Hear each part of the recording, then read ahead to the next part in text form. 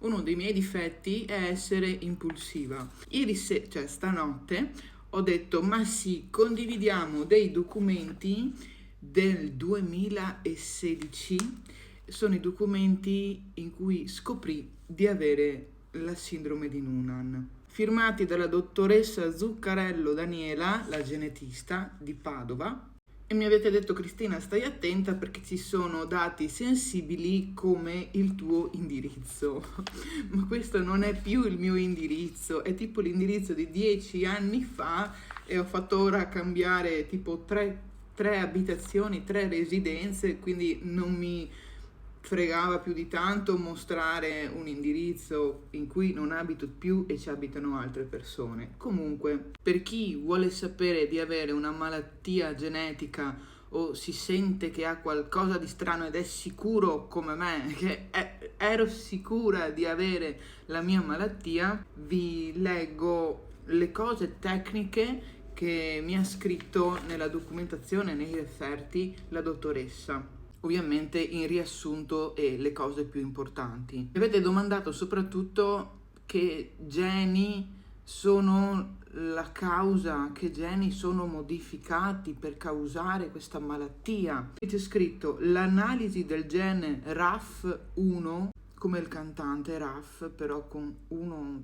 dopo, ha identificato la presenza in eterozigosi della mutazione, io non capisco un tubo, tipo C.781C maggiore di T.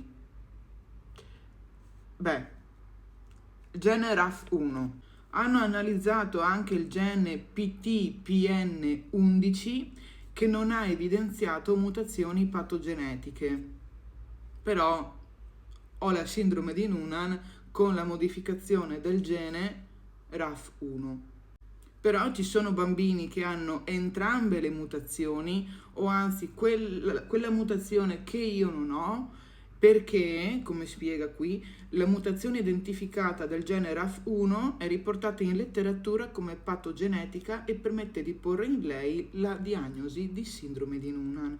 Questa condizione, prevalenza stimata tra 1 su 1000 o 1 su 2500 nati, è caratterizzata da un'estrema variabilità clinica, quello che vi dicevo. Questa malattia è molto difficile da spiegare, da capire, perché siamo tutti bambini che nascono simili, con problematiche simili, ma molto diverse.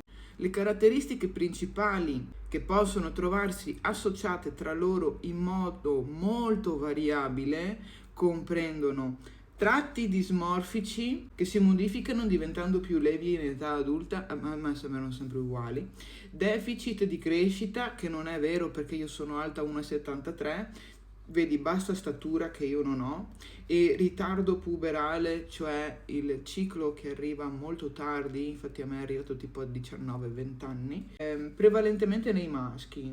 Beh, anche nel mio caso comunque. Sì, che possono però assumere l'ormone della crescita. Anomalie cardiovascolari, eccomi qua, in particolare stenosi della valvola polmonare e cardiomiopatia ipertrofica. Sì, ci siamo, eccola qua. Ritardo psicomotorio nel 25-35% dei casi, quindi la mia goffaggine è certificata. Disturbi nell'apprendimento di grado variabile, ADHD presente. Lievi anomalie della coagulazione del sangue in circa il 65% dei pazienti, e infatti io soffro di emorragie. Ho fatto l'isterectomia perché il mio ciclo era emorragico, ero diventata carente di ferro nel corpo a causa di queste emorragie, e anche le ferite tendono a perdere molto sangue e a ripararsi più tardi delle persone normali. Nota bene, è opportuno, data l'estrema variabilità clinica della malattia, che venga effettuata l'analisi del gene RAF1 anche nei genitori di Cristina, o anche familiari, sorelle, fratelli, cugini, parenti, tutti.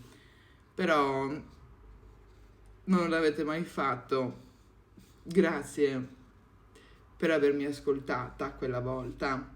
consigli per un adeguato follow-up, che sarebbe come tenere sotto controllo la malattia e tutte le problematiche che causa.